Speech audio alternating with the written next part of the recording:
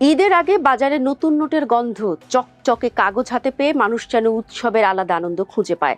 কিন্তু এবার সেই পরিচিত দৃশ্যের আড়ালে তৈরি হয়েছে এক অদ্ভুত সংকট। বাংলাদেশ ব্যাংক যেখানে অন্তত 16,000 কোটি টাকার নতুন নোট চেয়েছে, সেখানে টাকশাল জানিয়ে দিয়েছে সর্বোচ্চ 8,000 কোটি টাকার নোটই ছাপানো সম্ভব, কারণ কাগজ নেই, কালি নেই।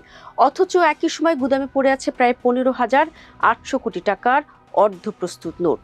শুধু একটি কারণে সেগুলো বাজারে ছাড়া হচ্ছে না।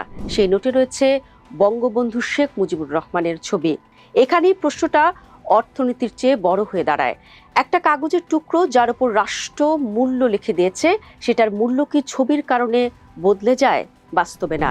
100 টাকার নোটে বঙ্গবন্ধুর ছবি থাকুক বা অন্য নকশা থাকুক, তার ক্রয় ক্ষমতা নির্ধারণ করে রাষ্ট্রের গ্যারান্টি, কেন্দ্রীয় ব্যাংকের আস্থা এবং অর্থনীতির স্থিতি। অর্থনীতির ভাষায় এটাকে বলা হয় ফিয়াট মানি, অর্থাৎ টাকার মূল্য সোনা বা রূপার মতো কোনো বস্তু থেকে আসে না, আসে রাষ্ট্রীয় বিশ্বাস থেকে। কিন্তু রাজনীতি এখানে অর্থনীতিকে ছাড়িয়ে যায়। বাংলাদেশের নোট শুধু লেনদেনের মাধ্যম নয়, এটা ক্ষমতার প্রতীকও। স্বাধীনতার পর থেকে দেশের নোটে কখনো বঙ্গবন্ধু, কখনো জাতীয় স্মৃতিসৌধ, কখনো শহীদ মিনার, কখনো গ্রামীণ জীবন উঠে এসেছে। প্রতিটি সরকারই টাকার নকশাকে ব্যবহার করেছে রাষ্ট্রের পরিচয় তুলে ধরার এক নীরব ভাষা হিসেবে। কারণ প্রতিদিন কোটি কোটি মানুষ যে জিনিস হাতে নেয়, তার উপর কার ছবি থাকবে, সেটি আসলে রাষ্ট্রের আদর্শের প্রতিফলন। দর্শক, 2024 সালের আগস্টে আওয়ামী লীগ সরকারের পতনের পর নতুন বাস্তবতায় বাংলাদেশ ব্যাংক একযোগে সব মূল্যমানের নোটের ডিজাইন পাল্টানোর সিদ্ধান্ত নেয়। সাধারণত এমন পরিবর্তন ধাপে ধাপে হয়, কিন্তু আবার রাজনৈতিক পরিস্থিতির কারণে একসঙ্গে পুরো মুদ্রা ব্যবস্থার চেহারা বদলানোর চেষ্টা শুরু হয়। আর সেখানেই তৈরি হয় বিশাল চাপ। নতুন নোটের জন্য দরকার নতুন প্লেট, নতুন নিরাপত্তা বৈশিষ্ট্য, নতুন কালি ও বিশেষ কাগজ। এই পুরো প্রক্রিয়া শেষ হতে সময় লাগে 10 থেকে 18 মাস। ফলে পুরনো নোট বন্ধ, নতুন নোট প্রস্তুত নয়। মাঝখানে বাজারে তৈরি হয়েছে অস্বাভাবিক ঘাটতি। এই সংকট কিন্তু টাকার অভাব নয়। বাংলাদেশে মোট সঞ্চালন ও আমানত মিলিয়ে অর্থের পরিমাণ প্রায় 24 লাখ কোটি টাকা। সমস্যা হচ্ছে ফ্রেশ নোট বা ব্যবহারযোগ্য পরিষ্কার নোটের ঘাটতি।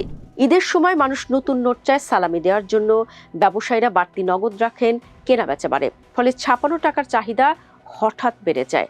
সাধারণ সময়েও বাজারে 3,20,000 থেকে 3,60,000 কোটি টাকার মতো নগদ টাকার প্রয়োজন পড়ে। কিন্তু এখন পুরনো ছেঁড়া নোট সরিয়ে নতুন নোট দেওয়ার স্বাভাবিক চক্রটাই ভেঙে গেছে। দর্শক, সবচেয়ে নাটকীয় বিষয় হলো গুদামে পড়ে থাকা বঙ্গবন্ধুর ছবিযুক্ত নোটগুলো। অর্থনীতির দৃষ্টিতে এগুলো পুরোপুরি বৈধ টাকা, কিন্তু রাজনৈতিক বাস্তবতায় সেগুলো যেন অপেক্ষমান মুদ্রা। চাইলে 2 সপ্তাহের মধ্যে বাজারে ছাড়া সম্ভব, তবু আপাতত সিদ্ধান্ত হচ্ছে না। যেন কাগজের উপর একটি প্রতিকৃতি পুরো মুদ্রানীতির গতি আটকে দিয়েছে। বাংলাদেশের ইতিহাসে এটি নতুন নয়। বিশ্বের বহু দেশে সরকার পরিবর্তনের পর মুদ্রার নকশা পাল্টেছে। সোভিয়েত ইউনিয়ন ভাঙার পর রাশিয়ার নতুন প্রতীক এনেছে।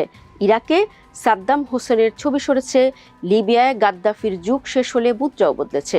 কারণ টাকা শুধু অর্থনৈতিক দলিল নয়, রাষ্ট্রীয় স্মৃতির বাহক। দর্শক, এখন সামনে দুটি বড় চাপ। প্রথমটি কোরবানির ঈদ, দ্বিতীয়টি নতুন জাতীয় বাজেট। ঈদের সময় নগদ টাকার চাহিদা বাড়বে, আর বাজেটের পর সরকারের ব্যয়ও বাড়ে। উন্নয়ন প্রকল্প, ভর্তুকি, বেতন, বাজারে অর্থপ্রবাহ সবকিছু মিলিয়ে নগদের প্রয়োজন আরও বাড়তে পারে। এই অবস্থায় যদি নতুন ডিজাইনের নোট পর্যাপ্ত পরিমাণে প্রস্তুত না হয়, তাহলে কেন্দ্রীয় ব্যাংকের সামনে বাস্তববাদী সিদ্ধান্ত নেওয়ার চাপ বাড়বে। অর্থাৎ রাজনৈতিক আপত্তি সত্ত্বেও পুরনো ডিজাইনের নোট বাজারে ছাড়তে হতে পারে।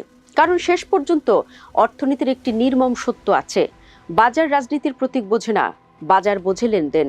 মানুষ ঈদের গরু কিনতে গেলে নোটে কার ছবি আছে তার চেয়ে বেশি গুরুত্বপূর্ণ হয়ে দাঁড়ায় সেই নোট গ্রহণযোগ্য কিনা। তাই বাংলাদেশের টাকার ভবিষ্যৎ এখন শুধু কালি কাগজের সংকটে আটকে নেই, এটি এক ধরনের প্রতীকী লড়াইও। একদিকে নতুন রাজনৈতিক পরিচয় তৈরির চেষ্টা, অন্যদিকে অর্থনীতির বাস্তব প্রয়োজন। আর এই দুয়ের মাঝখানে দাঁড়িয়ে আছে কোটি কোটি টাকার নোট, যেগুলোর মূল্য আছে, কিন্তু ছবি নিয়ে বিতর্কের কারণে সেগুলোর ভাগ্য এখনো অনিশ্চিত।